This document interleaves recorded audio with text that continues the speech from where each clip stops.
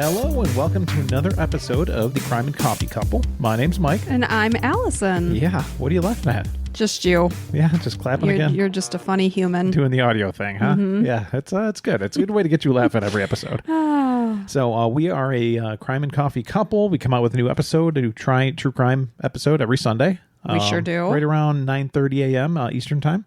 And we try to bring you something that's interesting, caught our eye. And today, I'm the one telling the story. You sure are. I'm going to sit back and relax. Yeah, you are. So before we get started here, we'd like to say thank you for your awesome reviews. We're just shooting up the rankings on Apple Podcasts and Spotify and Audible and all those. So thank you so much for listening. And I'd just like to read, one of the selections here just to say, thanks for leaving those reviews. This one says, y'all are amazing. Y'all said you need a review, so here you go. You two are amazing. The fun-loving attitude towards each other and your opinions are always on point. I always enjoy listening to you tell the story of a true crime. Always makes the day better. Keep it up. Have a great day. Aw, very sweet. Very sweet. Thank you. We appreciate each and every one that is left for us. We know it's, a little pain in the tush to take the time to do it, but it is appreciated. Yeah. So it helps us out. So, at the very least, give us what we say. If you've listened to us 3 times, it's time to put out and go ahead and leave a review. We appreciate it very much. So what's been going on with you, babe? Oh, this is a Christmas episode. Well, it is. Not that your topic is Christmas, but This will be released on Christmas Day. Correct. And we were recording this a couple weeks early. And with that being in spirit, that's, pretty much where we're at, is just getting ready for the holidays, making sure our lists are complete, baking cookies, wrapping presents, watching lots and lots of Christmas movies. Yeah, we mentioned a couple 2-3 weeks ago that we started watching Christmas movies very early on. Mm-hmm. So I was worried that we might not have enough Christmas movies to watch. And we do. Well, I don't know about that. I can only think of 2 good Christmas movies left, and we still have 2 weeks before Christmas for us, even though this is being listened to at Christmas. Yeah, we're pre-recording just so we're freed up for the holiday, but no, there's plenty. We're good. Don't you worry your pretty little head. Home Alone 2 is a good one, and also It's a Wonderful Life, which we can't watch It's a Wonderful Life until actual Christmas Day. No, we'll watch that sooner. Christmas Eve is too hectic. Okay. Name another good Christmas movie we haven't seen already. The one with Scrooge. Why am I completely drawing a blank? Oh, okay. A Christmas Carol. Yeah, well, that's not good. I love that one. Okay, I know you love it. It's more nostalgic than, anything else. We watched Family Stone yesterday. Yes, great movie. Great one. Yeah, so we'll be fine. Yeah, so you like that, and you like, you're looking forward to getting takeout tonight? Yes, our routine is really like every Saturday we just do takeout, and it's like what we all just expect, and it's my night off of cooking because we do cook the rest of the week. Yeah, what you like to do is do like a big meal on Monday that'll go through Tuesday, and then another one on Wednesday that'll go through Thursday. Exactly. So like 2 meals a week. Mm-hmm. And sometimes you throw something in there that's a little off the wall or something. So it's a nice night to just like put movies on and get some takeout and just be together as a family. It's like, I love it. And the kids expect it. They're like, okay, we doing takeout? Here's what I want. And I'm usually the runner to go get the stuff. You are the runner. So if I'm going like this way on the big street, then this is your options. If I'm going this way, then these are your options. Yeah. And we do appreciate you, Mike. I'm sure you do. You're a good man. No, one thing I do want to bring up for Christmas, it's a little unique. We have a unique scenario. And I don't know if I've brought it up before, but I like to talk about it. So what we do as a family, we have Allison's parents come over for Christmas Eve. Christmas Eve. And we have a nice little time together, eat some appetizers, share some stories, maybe play games, whatever. The kids we open presents. Yeah, well, I was going to get there. So then we open presents from each other. Okay. Not from like the family of 4, like from my parents and the nieces and we open their presents from us, and all the kids get to open them from their grandparents and their uncles and aunts and all that good stuff. So they have a great time. That's all said and done. Everybody leaves around 9:30, 10 o'clock or whatever, because they have an hour drive. And then the next day, Christmas Day, we go to drive to see them in Sarasota. I'm always confused at why you find that strange. I just think... So your suggestion is that we just don't see family on Christmas? Well, here's my thought process. The kids like get new stuff, and it's usually some kind of a game or some kind of a thing they want to play with. Now, if it's like an iPad, they can bring it over there. That makes sense. But like sometimes, one year Cameron got a basketball net and he couldn't play with it Christmas Day. So do most people not see their family on Christmas? I'm sure they do. Just Christmas Day or Christmas Eve. So I don't understand the problem. I'm not against I'm always baffled when you bring it up 10 times every Christmas, right, basically. Oh, man, I saw the wave really spike up. You must be getting angry. I'm getting annoyed. Yeah. I bring it up a lot, so that's probably why. Yeah, we're going to see our family on Christmas. Oh, that's bizarre. Well, no, that's not bizarre, but go on. The same one that we saw the day before. Yes, because we only have one set of parents here. Your parents are still in Illinois. I'm not against it. It's just I like to bring it up and say it's a little interesting. Your face is a little interesting. It is, and that's why you love it so much and kissing it. And then I feel like punching it right now. But yeah. So here I brought it up to a guy that I was walking home from school after I dropped off our daughter, and I was bringing it up. I was like, "Yeah, what are you doing for Christmas? What are you?" And I explained it to him. He's like, "Huh, that's weird." I'm like, "I knew it. I knew it was It's not weird. You're weird. Folks, go ahead. Send us an Instagram. Tell Allison how weird it is that we see the same people. It's so strange that we see my parents on Christmas Eve and Christmas. How bizarre. Thank you. I agree. So bizarre. I agree. So that's what we'll be doing. Christmas. Okay, yeah, it is what we'll be doing. I kind of like to have like a shit-eating grin while I talk about this too. Oh God, I'd like to punch it right off your face. Yeah, you would. Yeah, you would. So my gosh. We're about to tell a story here. Go ahead and grab your drink of choice, whether it's coffee, tea, beer, soda, wine, or maybe you're not having anything to drink while you're listening to this. Maybe you're folding laundry or driving your car. Yeah, a lot of different options. One never knows. I do want to say really quick, again, not an ad like the last one, but the last one wasn't an ad either. These sodas, Poppy, they're fantastic. They are prebiotic sodas. They got like 20 calories each, around 15, 20. They're just I don't know. They're fantastic. What would you say about them? I love them. Personally, I drink water all day long. I have coffee in the morning. But it's nice to have something a little bit different as like a little treat. A hint of sweetness. It's interesting. They have one that tastes like similar to Dr. Pepper and another one that tastes like similar to cola. Beer and cola. The cola one kind of tastes like a rum and Coke, if I'm going to say, to me, which I don't like a lot. But this one's interesting. Strawberry lemon and only 15 calories. I wouldn't say it's a hint of sweetness. I would say it's pretty darn sweet. It is, yeah, which I like. Yeah. But it's not, I think there is some of that, what's that, stevia? It's one of the artificial sweeteners. Yeah, stevia's in this one. So it's interesting. Poppi. They're kind of expensive, like $2 a can. So I worry about that, but definitely you just use them as a treat. Yeah, that's what I'm doing. Mm-hmm. And, you enjoy, Mike. I'm going to pop it open here real quick. There it is. Yeah, there it is. So this week is my week to tell the story here, and I will do so. How does that sound? Yeah, that sounds like a fantastic plan to me because I'm ready. Okay. I've got my listening ears on. Good. So this is the sad story of Brittany Loritts. Okay. This story happened in Salisbury, North Carolina, a town with a population of about 35,000. So not too big, not too small. Did you say South Carolina? North Carolina. Okay. About 45 minutes north of Charlotte. Okay. Salisbury has a cute little downtown area, like a lot of these southern towns. And like a lot of towns in the south and northeast here in the U.S., the town has some history to it. Quaint little town. Brittany Loritts at this time is 18 years old. Her father's name is Roderick Loritts.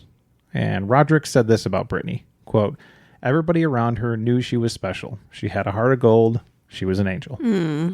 Okay, so Roderick shares custody of Brittany with her mother, Tina. And Tina is now married to her husband, Reggie Weeks Jr. Okay. So Tina's married to Reggie, and Roderick's Brittany's father. Brittany mostly stayed with her mother. So it seems like she has, I don't know why that, Roderick wasn't more. Well, probably just female to female. Oftentimes, daughters are more drawn and have more in common with their moms. Yep. Whatever the reason may be. And Brittany's an adult at this point. So yeah, you're right. So it's up to her. And Roderick did stay involved in Brittany's life. He'd show up to some school stuff and taking her to parks and that kind of stuff. So it wasn't like he was absent or anything. The Weeks family itself was pretty well known in town. Reggie had a good name for himself. His family had a long-running construction business and was respected pretty well throughout town. Also, to show he was respected, some people refer to him as a deacon, since he and his family would worship at a church nearly every day of the week. Oh, wow. So not just like every Sunday, like 5 to 6 days out of the week. And what religion was this? Something, I don't know. I would imagine some kind of Christian Most churches Baptist. don't meet 7 days a week. Right. But a lot of them have fellowship and stuff. So, I'm sure that's why he was probably a leader and getting the community involved. Right. Like we went to Starbucks today and there was a bunch of guys talking and, together. Probably stuff like that. This story takes place in the summer of 2005. Brittany had just graduated high school. So she had a good job for the summer. Everything was lining up really nice. Like I mentioned, her dad said she was smart, super special. She, graduated and she was really intelligent and was getting ready to go to college with all the extra money she saved up. Just looking forward to having a great time. Mm-hmm. She had her whole life ahead of her, obviously. But on Monday, July 11th, 2005, that all changed. As a lot of these stories do.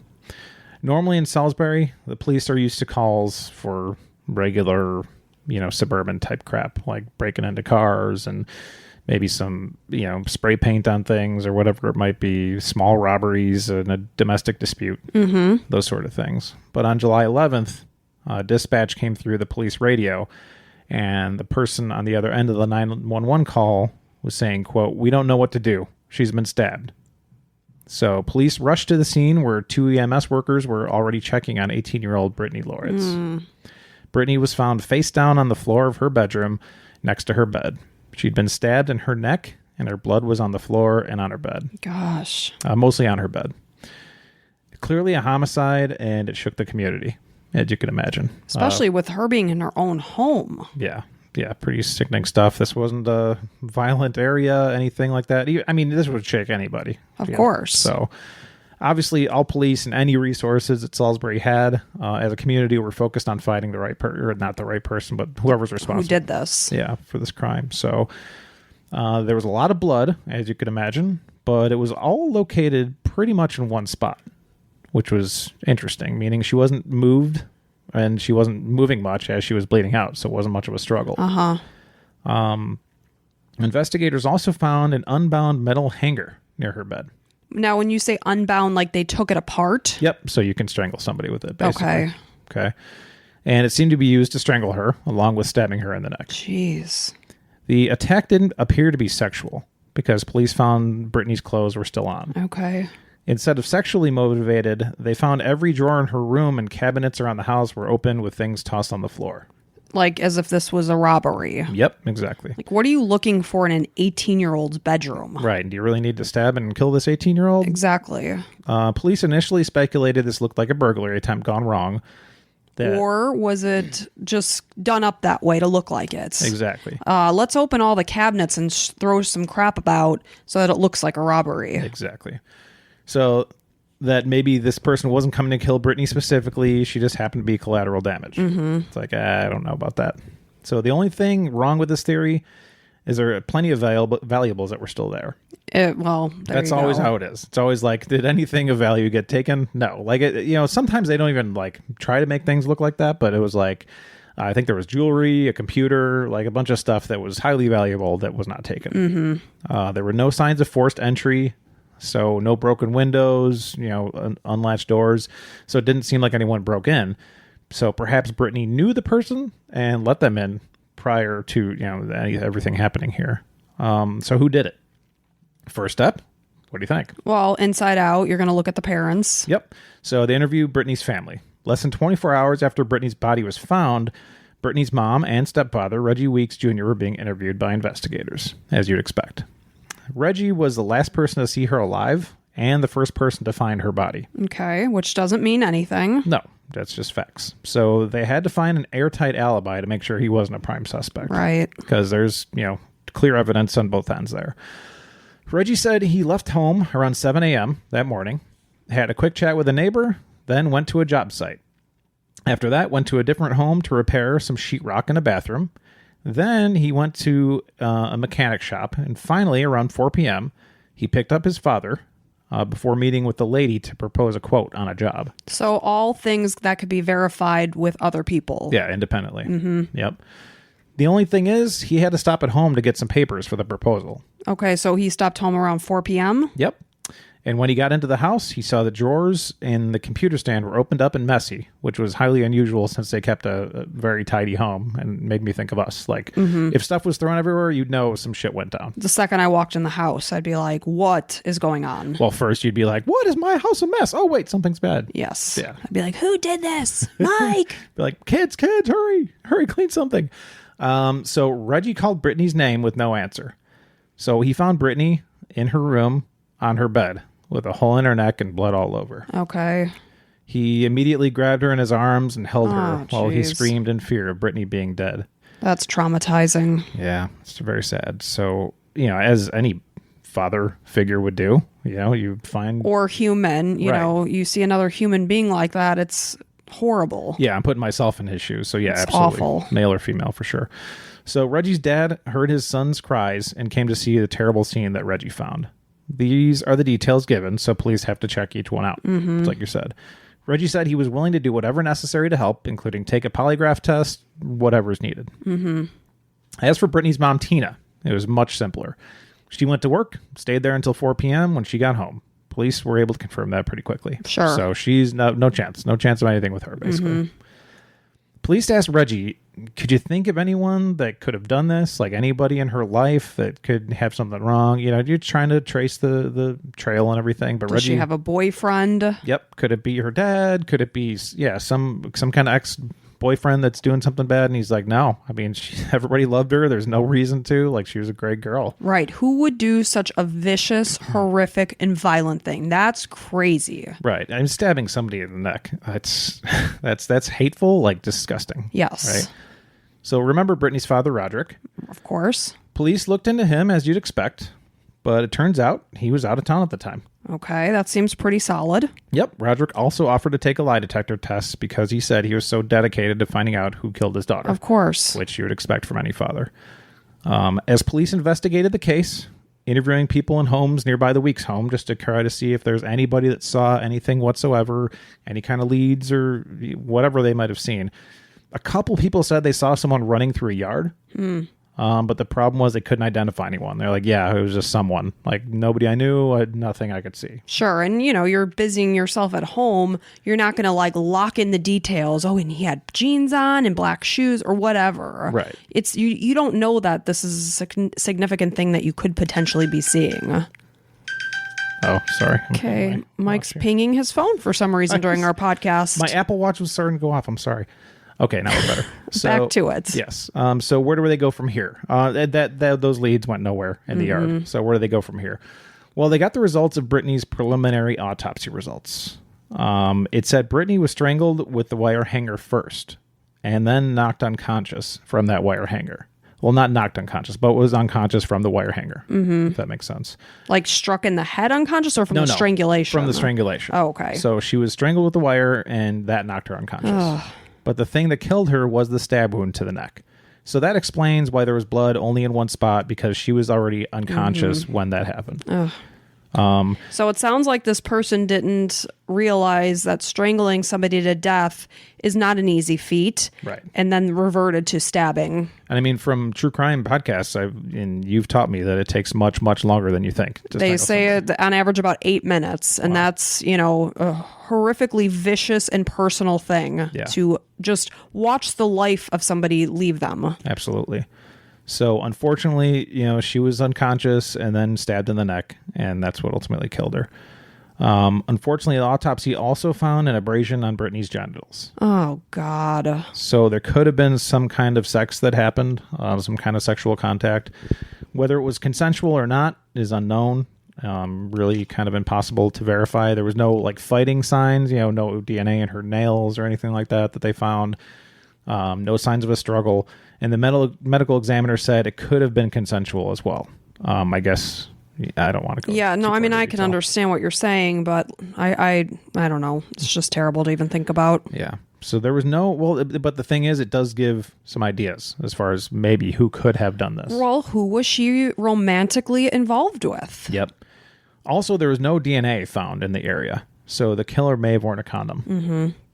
Like I mentioned, Brittany had all her clothes on as well, so police are thinking at this point, this is someone who cared about Brittany enough to redress her.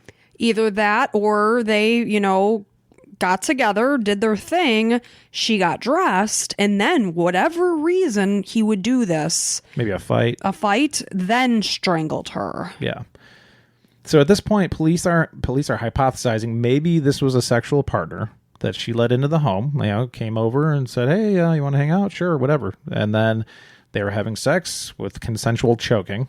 Perhaps, but with a wire hanger? People are into stuff, man. Okay. I mean, whatever you want to do. I don't know. As long as they have their safe words or whatever. Yeah, I don't know. when Brittany passed out. So maybe the sexual partner was freaked out and was stabbed her, scared, and to cover tracks, maybe stabbed her and faked the robbery. That seems highly unlikely. Yeah, when I was researching this, I'm like, that's kind of crazy. That's like, I could see panicking and fleeing the scene, right? And but to then stab her, be like, no, yeah, it's like just leave it at that, man. I mean, you're not thinking clearly, obviously. You're panicked, but obviously they're going to look at her cell phone. Yeah. Well, that didn't come into play because she was at home the whole time. But she was maybe texting, hey, do you want to come over? How about 3 o'clock? Okay, great. True. That doesn't come into play at all. Interesting. So, Yep. Which tells me this was not a prearranged thing. Most likely. So this sounds somewhat conceivable, but then, like I said, the stabbing, they really wanted to kill Brittany. That doesn't make any sense. No. So did Brittany have a boyfriend? Mm-hmm. Police spoke to Brittany's sister, Brittany Loritts. This is an interesting relationship. They didn't live together, but they talked pretty much every day. And where does Asti live? A couple miles away, so pretty close. How old is she? Younger. I don't know exactly, a few years younger. So she lives with her father, Roderick? I don't know that either for sure. Okay. But she lives with she's not somebody. living with her mom and Reggie, and she... I don't know if that's her mom. Okay, maybe not. Maybe not. Let's not get into it. Doesn't matter. Well, they have the same last name. Right, yes, I guess that's her So dad. Roderick Loritts. Maybe she lives, I don't know who she lives with. But anyways, it's her sister who's very close to her. Mm-hmm. They didn't live together. They talked pretty much every day. Asti said Brittany was her best friend. So she's a great source. They talk about things every single day, likes, dislikes, all that stuff. And maybe she's not going to confide to her parents about some relationships, but she will her sister. Correct, especially one that might be abusive or whatever. Sure. So Asti told police Brittany's current boyfriend is a guy named Terry Biddle. Okay. Brittany told Asti everything was great about Terry and that he was just, quote, perfect. Police said asked Terry to come in, and he immediately cooperated with the investigation. Okay. I mean, maybe he's a great guy. Right. And maybe he is perfect.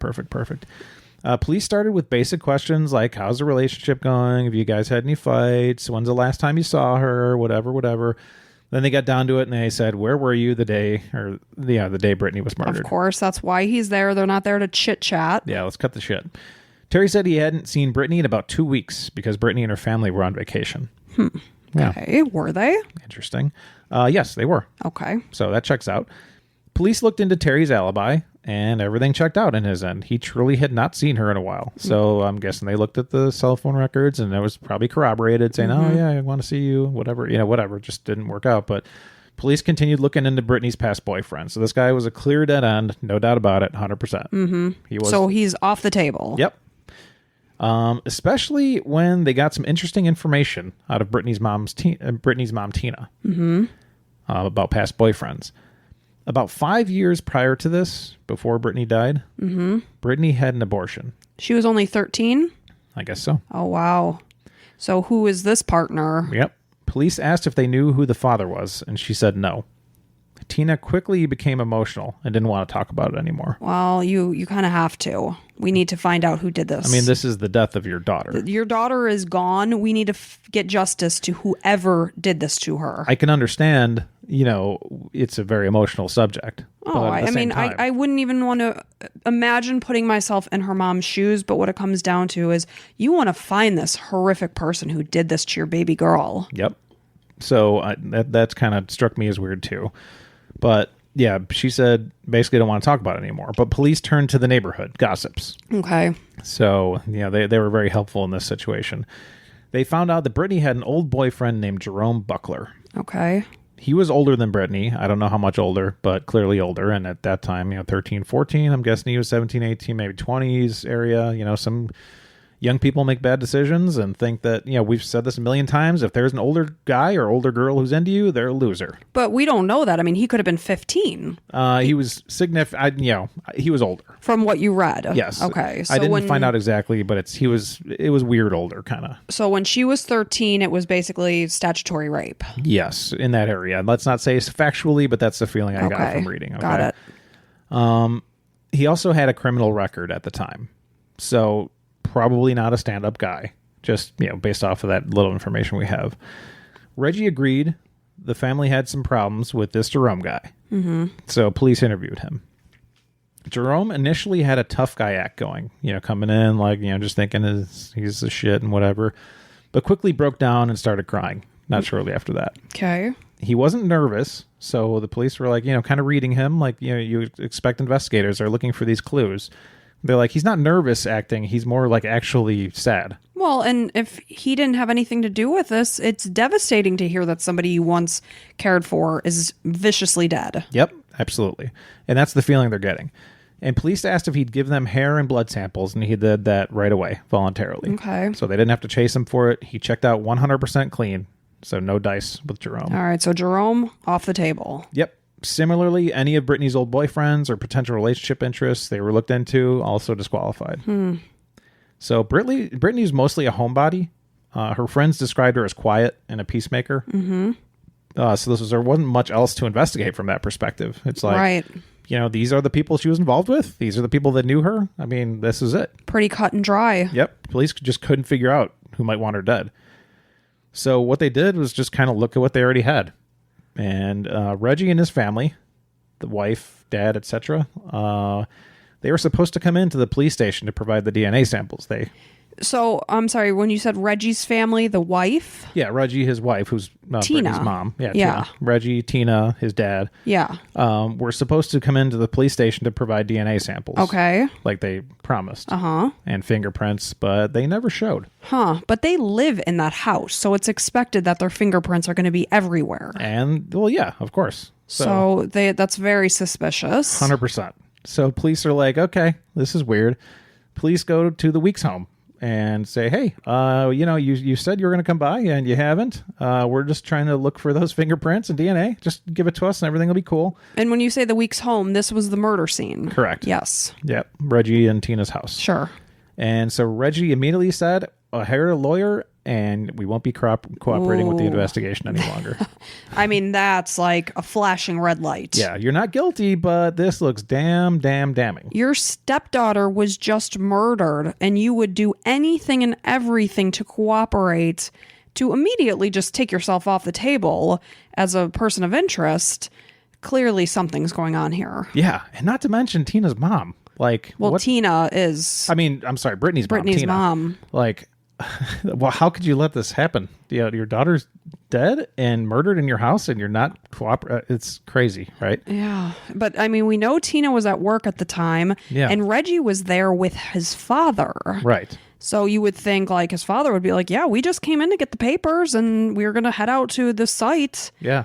So something is wrong, clearly. Yep. And police know that. Yep. So police start looking at Reggie's story more in depth. Mm-hmm. Remember how Reggie said he found Brittany and he held her in his arms? Yes. There was no blood on his shirt. Well, that's not possible then. And if he cradled Brittany shortly after getting stabbed in the neck, he would have likely had a good amount of blood on his shirt. Right. This makes a big target right away. Right away, yeah. Next, they looked into Reggie's alibi story in more detail. Reggie said he left around 7 a.m., if you remember. I do remember. He talked to a neighbor briefly and then went to work. But according to two witnesses that saw Reggie's car that morning, Reggie made a U-turn in an intersection, so they both saw him. So, like I said, they know Reggie. Like, he's known. Like, that. He's very well known in this neighborhood. They know his truck. They know everything. He probably has a very distinctive truck. Yep. Reggie made a U-turn in an intersection and drove back to his home right around 7 a.m. So he left and came immediately back. Yep. Why would he go back to his home? Well, maybe he forgot something. Yeah, maybe. It's funny that he wouldn't mention that. According to his story, he wasn't back home until much later in that day. 4 p.m. Yep. Another wrinkle.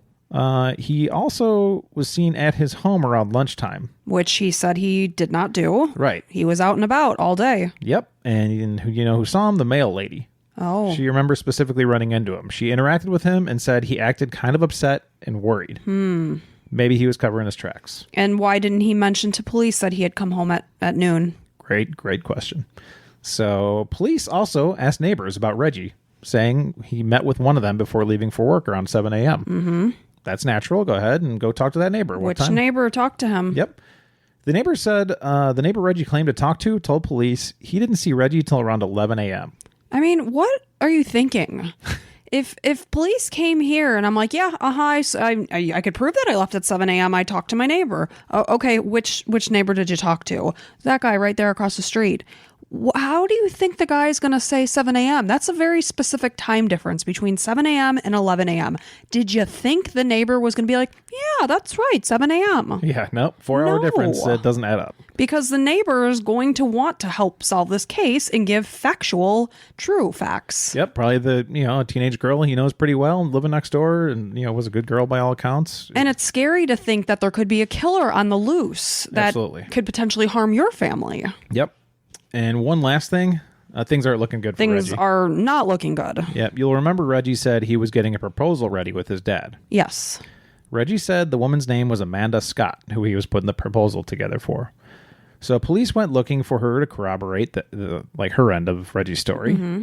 The thing is, no record of an Amanda Scott ever asking for a quote or that Amanda Scott ever existed. So he's just making up names. Yep, Amanda Scott. And somehow thinking that police are not going to check what he's saying. Right.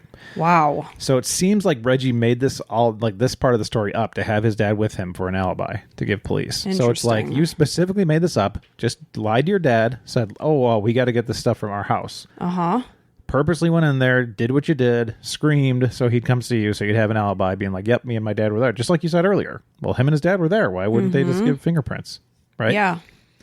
So things unraveled here for Reggie pretty quickly. But what the hell would he kill Brittany for? Right. Right? Police are pretty sure he's the guy, but what's the motive? Let's pray that it's not because he was having a inappropriate relationship with his stepdaughter. Right. Brittany's father, Roderick, said he had a gut instinct it was Reggie Weeks. Oh. So on the day of Brittany's death, Reggie told Roderick, well, at least she died a peaceful death.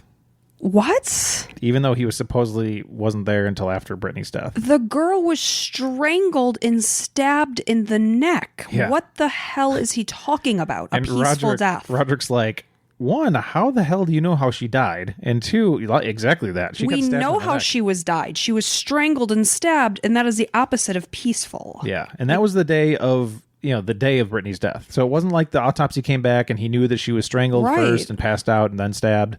But what would you possibly say a peaceful death when she was viciously murdered? Yeah, right. So that was crazy. I'm curious to know what Roderick's relationship was with Reggie. They don't go into that in too much depth. Because if he had a gut feeling that Reggie could potentially be capable of something this horrific, one would think he didn't think very highly of Reggie. I would imagine. I mean, he's living with his spouse. But taking that off the table, you might not love the person who's married to your ex. But I don't know what kind of. But you could think that they would be capable of killing your daughter. Yeah. You must not think that this person is a very stand-up person. I would agree. It seems like Reggie ran a pretty strict household also. This will give you a little bit of idea of what Reggie's like. He never let Brittany visit her little sister, like I mentioned, which, like I said, she only lived about 2 miles away. And the most they could do was talk on the phone, which is crazy. Like, this is her sister. They're both very close. Like, why wouldn't you let this happen? That's insane. And also, Brittany is 18 years old. Yeah, it's like she's an adult. And so there's an element of control here. Oh, 100%. Brittany had told some friends that she was scared of Reggie, and he was super strict and controlling. He'd always want eyes on Brittany no matter where she went. Wow. Like, always. Like, if it was some school event, he'd want to be there just watching her and stuff and, like, being like, you're not going anywhere after this. Mm-hmm. So Asti said Brittany would make jokes about finding out what Reggie was allergic to so she could bake a cake and put that in there. That's how much she didn't like him. Yeah, and obviously she was joking. She wasn't going to try to kill him. Yeah. But she'd always be mad at him and didn't really lead on as to why. Just always, like, Asti's like, she just, like, hated him, just was mad and just, like, did not like him at all. And never really said why. Mm-hmm. But according to one of Brittany's friends, Brittany admitted that Reggie raped her. Oh, well, there you go, because that's what I was saying. What would prompt him to do this?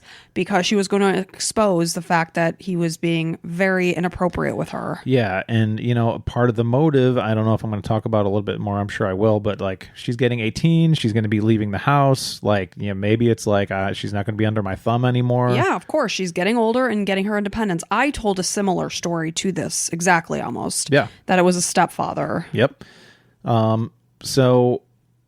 Let's see. Brittany's friend was shook by the information and said, I'm going to have to tell somebody about this. Like, it's not right for you to have been raped and nobody knows about it. Of course. Then Brittany made a joke. She's like, no, I was just playing around. He didn't rape me or whatever. She got worried about it because obviously she's worried what Reggie's going to do if this gets out. I can't. That's just absolutely horrible. And I'm sure, poor girl. Yeah, it was so living in fear. And I'm sure he's like, I know everybody in the council. They would never, convict me and all that shit. Like, he was just using power. And it's like, you're like well known in Salisbury. Like, who gives a shit? Right. Maybe, maybe there are some twisted judges and stuff, but I mean, a rape, speak up, please, girls, speak up, and guys, whoever's getting raped, you need to tell your story.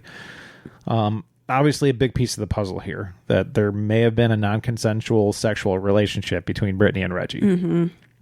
Police also figured that Reggie created the bruise on Brittany in her genital area through blunt force trauma and not his penis. So maybe to throw police off the trail or something like that. Just like, I don't even want to think about that. So just horrific stuff. Brittany's father, Roderick, thought maybe Reggie didn't want Brittany to move out of the house and go to college. Mm-hmm. So I did put it again, like you said, he wanted to keep her under his thumb. Yep. So instead of risking that, he killed her. Like, is that the motive? She may have said, screw you, I am going and telling everybody what you did to me. Yep. An arrest warrant was created for Reggie Weeks, and he was arrested August 12, 2005, close to exactly a month later. Roderick said he was kind of sick how Tina was protecting her husband. That to me is where I am like, what the actual hell? Even after learning about how he raped and murdered their daughter. Oh, man. Yeah. So Reggie Weeks, this part really sucks. This is maybe like this is the second worst part of this whole story right here. The worst part being Brittany's unfortunate death. Excuse me. Reggie Weeks eventually cut a deal, an Alford plea, which we've talked about before, meaning that they plead guilty that not that they did what they did, but that the evidence presented would likely come out to a guilty outcome. So it's like basically saying, I'm not guilty, but you have enough evidence that I could see the jury convicting me of being guilty. So it's not saying you're guilty, but you take something here. And the plea is basically you get less than what you would have, right? And he accepted second-degree murder and second-degree rape charges and received a 9-year prison sentence. What? 9 years. Oh my goodness. This is the worst, most absolutely sickening part of the whole thing. I am speechless. And, I read comments on different, news articles and things. One guy was like, what the hell is second-degree rape? Like, less rape? Like, what, it's like... What does that even mean? Right. Did you rape her? Right. Did you kill her? Right. So... This makes me crazy. I mean, I guess the thing is, to answer those people, it's impossible to prove it. So it's like, they don't have DNA samples on her. They don't have, they don't have proof that he raped her. They have the story, but right. It's like... Things aren't looking good, but we don't have definitive proof. Yeah, and I think that's where, the attorneys were like, we can get him. We can't get him on the worst ones. And maybe they talked him into the plea deal, so at least they can get him on something. Man. Which is so frustrating because, like, this guy clearly raped and murdered his stepdaughter, which is fucking sickening. And he's a fucking asshole. So I'm just appalled by Tina.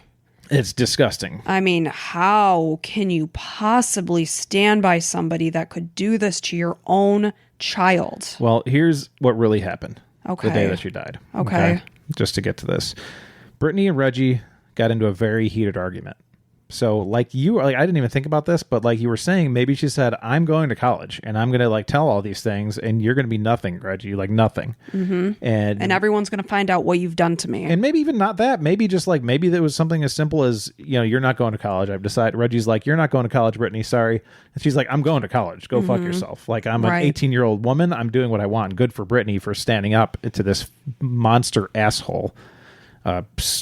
Controlling piece of shit that her stupid ass mother is married to. Pardon me, I guess. Maybe not, whatever.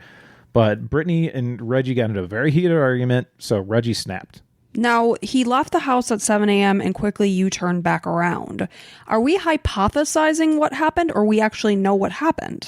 This was presented to me as fact. Okay. So I think he confessed. So then how are we doing an Alfred plea here if you're confessing to doing? It was probably part of the plea. Okay. Or whatever. Knowing like this is it, and then maybe it came out afterwards. I don't know. Okay. So Reggie snapped, threw her on her bed, and started choking her with the metal hanger until she passed out. He was scared he may have killed her, so he wanted to finish the job. He got a knife from the kitchen, brought it back, and stabbed her in the neck to make sure she was dead. He then removed her clothing and used some kind of object that made abrasions in her genital area. Oh my gosh, what a monster. To make it seem like someone raped her. Then he put her pants back on. So that's why they didn't find DNA. It wasn't condoms. It wasn't. He used something, which is so fucking sickening and disgusting. Not surprising from this piece of shit. So he put her pants back on. Then he kind of ransacked the house to make it look like a robbery. Right. But it obviously didn't work out. So he was sentenced to 9 years, like I said. But he was released from jail on parole after serving 7 years. Why? Because this system sucks. Why would you release somebody 2 years early when it's a bullshit sentence anyway, when we know that he did this to this girl? Like, it shouldn't even be an option. It's like, no, you're definitely serving the whole thing, which isn't even enough. I mean, the 9 years is laughable. And we gave him 7? Yep. That's just disgusting. There's people in jail for drugs for longer than that. Well, somebody commented again in one of these videos and stuff. They're like, my brother was part of like a drug ring and he got like 15 years. I mean, he removed the life of this young girl that had her whole life ahead of her, and somebody on drugs could get more jail time. Right. I will never understand. Makes no sense. Get this, shortly after he was released on parole, he went back to jail for violating parole. Nobody knows why. Okay, what he did. I mean, somebody knows, but I couldn't find it anywhere. Right. But he's now a registered sex offender and has satellite tracking on him. At one point, he was tracked at a school, which violated his parole, so maybe that was it. Like, what in the hell were you doing at the school? And now, that was just on one site, so I don't know if that's fact or not. But, I mean, let's just say he's a huge piece of shit. So, supposedly, Brittany... Oh, yeah, that was another part of it. But yeah, that's where it ends. This guy's out somewhere in the streets, and I don't know if he's still married to Tina, because this wasn't a very, very reported on thing. There was a couple stories that came out. Like there was a short, like TV movies about it. But I just would like to know what happened with Tina, that she wouldn't cooperate, and she thought that Reggie was more important than her own daughter, apparently. I don't know how that happens. Now, the only thing I can see is that she's afraid of Reggie, too. Perhaps. I mean, he's got to be a controlling asshole piece of shit, and very similarly being like, I'll kill you too, bitch. Oh, man. This guy is basically a scumbag. So, I mean, if you know Reggie, go ahead and, I'm not going to tell you to do anything. I just can't fathom. If you know him, you shouldn't know him. I can't fathom that somebody who did such a horrible thing is just outliving his life. Yeah. It's disgusting. While the rest of us are like, trying to work hard and, make money for ourselves and our family and do good things. This scumbag. And all he has pinned on him is he's a sex offender. Right. Like that's it. I can't believe he wasn't like beaten in jail and stuff like that. I just want like other women to know about this guy. Like, keep your kids away from him. Stay away from him. Don't let him work on your house. Like, he needs to have a tattoo across his forehead that says murderer and rapist. Right. That's just horrible. So, horrible story. I'm sorry to Brittany and her family. Absolutely. Yeah. So thank you so much for listening. We appreciate each and every one of you. Sorry for the downer here. But these stories are important to be known, because Brittany, was a very smart, intelligent, good girl, by all means. Just, her life was taken to her too early. I can't imagine what Roderick, her father, must be going through. Yeah. To think this piece of crap eliminated his child from this world. It's, if anything, it feels like he just wants more people to know about stuff, just so they don't have to go through the same thing. So, and really, that is the key point. Like, if you got to watch your kids around everybody, whether it's an uncle or whatever, stepbrother, or you just got to watch and make sure there's no weird signs, because if there's weird signs, there's probably something there. Right. And like, there's so many stories of sexual abuse with little girls. It's insane. It is. And, it's scary because we talked about it on previous podcasts where we want our children to have an enjoyable childhood and have their sleepovers, because that's like huge for our kids. Like, we have to say, like, guys, we're not doing sleepovers this time, because they both just love sleepovers. And I mean, 9 times out of 10 we support it, but you want to know the family where they're staying. There's a lot of people that won't let their kids sleep over, and I get it. I get this fear of, like, scary. You don't want them to have to grow up with this shit. It's ruining, and then they could end up dead. I mean, it's just, we're all just trying to do the best for our children. Just keep your eyes open, watch for changes in behavior, and hopefully catch things before they even happen. And like that friend of Brittany's, like, you hear something, say something. Exactly. Well, I always say that. Yeah. Hear something, say something. And that's a big thing at the schools with, like, the active shooter things. We actually had a situation at our son's school where a student brought a gun in, and luckily 2 kids overheard him talking about it, and they did say something. And, you can prevent some horrible things from happening by speaking up. I know it's scary to speak up, and you don't want to, like, get anybody in trouble, or you're fearful of what the repercussions are, but it's so important. Think of the worst case scenario playing out, and that'll be better. Yeah. So, but anyway, thank you all for being here. Yeah. Thanks to, hey, if you love what you're hearing and you want to hear, not love, but you're interested in the stories we have to tell, please, we come out with a bonus episode every other week, and those are only for our patrons. So go ahead and head on over to the patreon.com. We have got the notes in the show link, or the show notes links, whatever. Yeah. You know what I'm trying to say. So yeah, hopefully you have happy holidays, Merry Christmas, all that stuff. I want to say, and if you celebrate anything else, Merry, happy, whatever. And thanks to our patrons, Colleen, Lily, Karen, Nadine, Allie, Michael, Kayla, Dominic, Brian, Shannon, Elizabeth, Mandy, Elena, Vivian, Trisha, Lauren, Megan, Jamie, Chastity, Elizabeth, Genevieve, Clara Ann, Emily, Kathy, Ava, Jovi, Eileen, Misty, Rochelle, Destiny, Ellie, Sherry, Melanie, Bettina, Rebecca, and Gabrielle. And if you're newer, we recorded this 2 weeks ago, so we'll add you on the next one. So thank you for all of our patrons, even the newer ones and the longtime OGs. We appreciate you all. And hopefully you have a great holiday season, and see you at New Year's, I guess. Yeah, we just wish you some health and happiness and good times with your family and your friends, and just be safe and happy. And until next time, we'll be back. Bye. Bye.